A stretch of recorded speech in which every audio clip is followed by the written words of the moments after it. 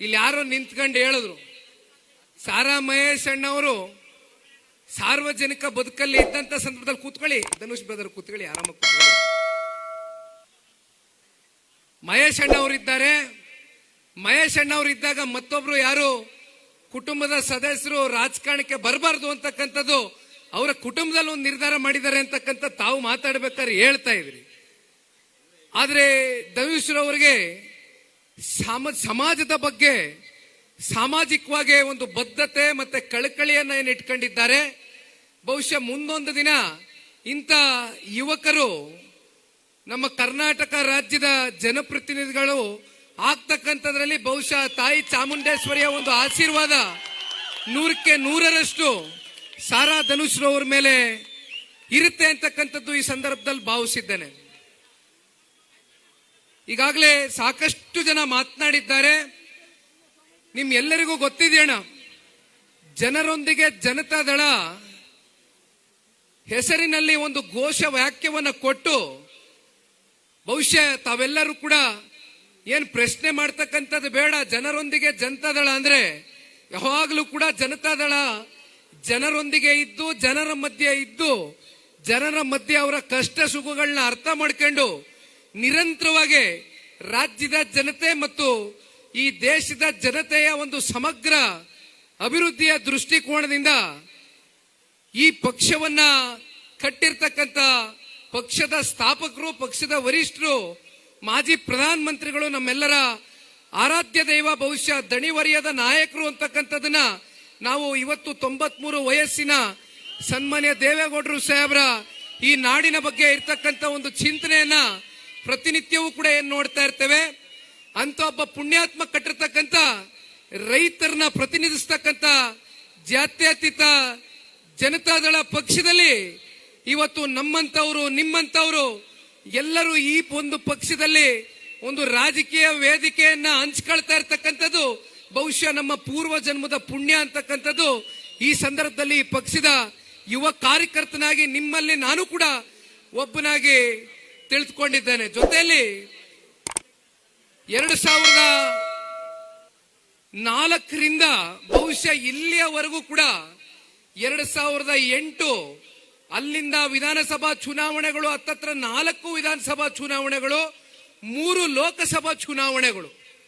ಸನ್ಮಾನ್ಯ ಕುಮಾರಣ್ಣವರು ಈ ರಾಜ್ಯದ ಮುಖ್ಯಮಂತ್ರಿಗಳು ಸಮ್ಮಿಶ್ರ ಸರ್ಕಾರದ ಸಂದರ್ಭದಲ್ಲಿ ತಗೊಂಡಂತ ಒಂದು ನಿರ್ಣಯದ ಮೇಲೆಗೆ ಕೇವಲ 20 ತಿಂಗಳಲ್ಲಿ ಸನ್ಮಾನ್ಯ ಕುಮಾರಣ್ಣವರು ಕೊಟ್ಟಿರ್ತಕ್ಕಂಥ ಆಡಳಿತ ಇವತ್ತಿಗೂ ಕೂಡ ಜನರ ಹೃದಯದಲ್ಲಿ ಶಾಶ್ವತವಾಗಿ ನೆಲೆ ಊರಿದೆ. ಬಹುಶಃ ಇದಕ್ಕೆ ಸಾಕ್ಷಿ ಇವತ್ತು ಬಹಳ ಜನ ಮಾತನಾಡಬೇಕಾದ್ರೆ ಹೇಳ್ತಾ ಇದ್ರು. ಬಹುಶಃ ಅಚ್ಯುತಣ್ಣ ಅವರು ನನಗೆ ಮಾತಾಡಬೇಕಾದ್ರೆ ಒಂದು ಸಲಹೆಯನ್ನ ಕೊಟ್ಟರು. ನೀವು ಹಳೆ ಮೈಸೂರು ಪ್ರಾಂತ್ಯದಲ್ಲಿ ಒಂದಷ್ಟು ಜಿಲ್ಲೆಗಳನ್ನ ಆರಿಸ್ಕೊಂಡು ಚಿತ್ರದುರ್ಗದಿಂದ ಬರ್ತಕ್ಕಂಥದ್ದು, ಜೊತೆಯಲ್ಲಿ ಚಾಮರಾಜನಗರದವರೆಗೂ ನೀವು ಒಂದಷ್ಟು ಜಿಲ್ಲೆಗಳನ್ನ ಆಯ್ಕೆಯನ್ನ ಮಾಡ್ಕೊಂಡು ಪಾದಯಾತ್ರೆಯನ್ನ ಮಾಡಬೇಕು ಅಂತಕ್ಕಂಥದ್ದು ಹೇಳಿದ್ರು. ಅಚ್ಯುತಣ್ಣ, ಜನತಾದಳ ಪಕ್ಷ ಒಂದು ಜಿಲ್ಲೆಗಾಗ್ಲಿ ಅಥವಾ ಒಂದು ಪ್ರಾಂತ್ಯಕ್ಕಾಗ್ಲಿ ಅಥವಾ ಒಂದು ಸಮುದಾಯಕ್ಕಾಗ್ಲಿ ಸೀಮಿತವಾಗಿರ್ತಕ್ಕಂಥ ಪಕ್ಷ ಅಲ್ಲ. ಬದಲಾಗಿ ಸನ್ಮಾನ್ಯ ಕುಮಾರಣ್ಣವರು ಈ ರಾಜ್ಯದ ಮುಖ್ಯಮಂತ್ರಿಗಳಾದಂತ ಸಂದರ್ಭದಲ್ಲಿ ಬಹಳ ಜನ ಇವತ್ತು ಸಾಮಾಜಿಕ ನ್ಯಾಯದ ಬಗ್ಗೆ ಚರ್ಚೆ ಮಾಡ್ತಾರೆ. ಇತ್ತೀಚಿನ ದಿನಗಳಲ್ಲಿ ನಾನು ಬಹಳ ದೊಡ್ಡ ವ್ಯಕ್ತಿಗಳು, ಅವ್ರ ಬಗ್ಗೆ ನಾನು ಮಾತನಾಡಬಾರದು ಇವತ್ತಿನ ಈ ವೇದಿಕೆಯಲ್ಲಿ. ಬಹುಶಃ ಅವ್ರ ಹೆಸರು ಕೂಡ ನಾನು ಹೇಳಲಿಕ್ಕೆ ಹೋಗೋದಿಲ್ಲ. ನಿನ್ನೆ ಮತ್ತೆ ಇವತ್ತು ಕೆಲವೊಂದಷ್ಟು ಎಕ್ಸ್ನ ಟ್ವಿಟರ್ ಅಕೌಂಟ್ಗಳಲ್ಲಿ ಕೆಲವೊಂದಷ್ಟು ಚರ್ಚೆಗಳು ಉದ್ಭವ ಆಗಿದೆ. ಸಾಮಾಜಿಕ ಬದ್ಧತೆ, ಸಾಮಾಜಿಕ ನ್ಯಾಯದ ಬಗ್ಗೆ ಚರ್ಚೆ ಮಾಡ್ತಕ್ಕಂಥ ಕೆಲವೊಂದಷ್ಟು ಜನಪ್ರತಿನಿಧಿಗಳು ಒಂದು ಅರ್ಥ ಮಾಡ್ಕೊಳ್ಬೇಕಾಗ್ತದೆ. ಸನ್ಮಾನ್ಯ ಕುಮಾರಣ್ಣ ಅವರು ಅವರ ಮನೆ ಬಾಗಿಲಿಗೆ ಬರ್ತಕ್ಕಂಥ ಅದು ಯಾವುದೇ ವ್ಯಕ್ತಿಗಳಿರ್ಬೋದು, ಯಾರು ಕೂಡ ಸೂಟು ಬೂಟು ಹಾಕೊಂಡು ದೊಡ್ಡ ಬಿಸ್ನೆಸ್ ಮ್ಯಾನ್ಗಳು ಇವತ್ತು ಸನ್ಮಾನ್ಯ ಕುಮಾರಣ್ಣ ಅವರ ಮನೆ ಬಾಗಿಲು ಬರೋದಿಲ್ಲ.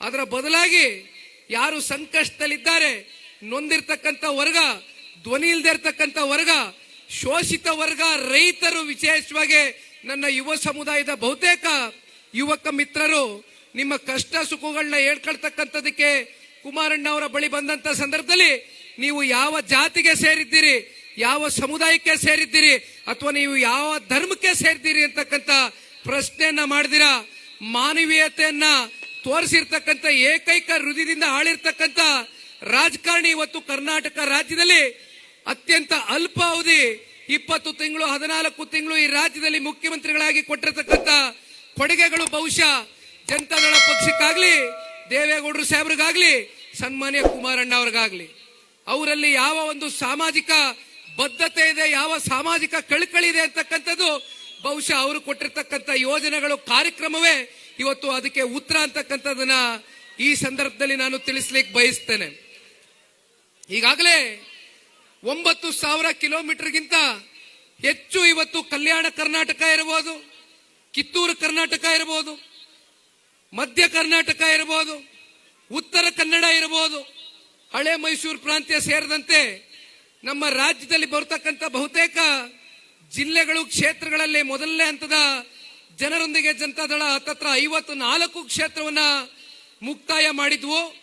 ಬಹುಶಃ ಅವತ್ತು ನಿಮಗೆಲ್ಲ ಗೊತ್ತಿರಬಹುದು, ಬಹಳ ಜನ ಕುಮಾರಣ್ಣನ ಆರೋಗ್ಯದ ಬಗ್ಗೆ ಸಾಕಷ್ಟು ಚಿಂತನೆಯನ್ನ ಮಾಡ್ತಾ ಇದ್ರಿ. ಕುಮಾರಣ್ಣನಿಗೆ ಎಲ್ಲ ಆರೋಗ್ಯದಲ್ಲಿ ಸಣ್ಣ ಪುಟ್ಟ ಸಮಸ್ಯೆಗಳು ಉಂಟಾಗಿದೆ ಅಂತಕ್ಕಂಥದ್ದು ಪಕ್ಷದ ಕಾರ್ಯಕರ್ತರಲ್ಲಿ ಎಲ್ಲೋ ಒಂದ್ ಕಡೆ ನಿಮ್ಮ ಮನಸ್ಸುಗಳಲ್ಲಿ ಒಂದಷ್ಟು ಪ್ರಶ್ನೆಗಳನ್ನ ಮೂಡಿದಂತ ಸಂದರ್ಭದಲ್ಲಿ ಬಹುಶಃ ಅವತ್ತು ಸನ್ಮಾನ್ಯ ಕುಮಾರಣ್ಣ ಅವ್ರ ಹತ್ರ ಕೂತು ನಾನು ಒಂದು ಮಾತನ್ನ ಹೇಳಿದೆ.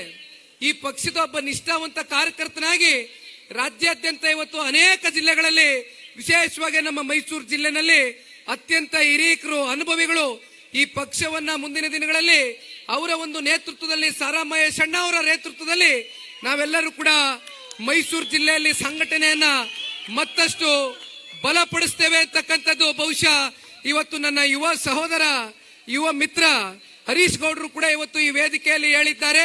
ನಾವೆಲ್ಲರೂ ಒಟ್ಟಾಗೆ ಇವತ್ತು ಜನತಾ ಸರ್ಕಾರವನ್ನ 2028ಕ್ಕೆ ಅಚಲವಾದ ಒಂದು ದೃಢ ಸಂಕಲ್ಪವನ್ನ ಇಟ್ಕೊಂಡು ಸವಾಲುಗಳು ಸಾಕಷ್ಟಿದೆ.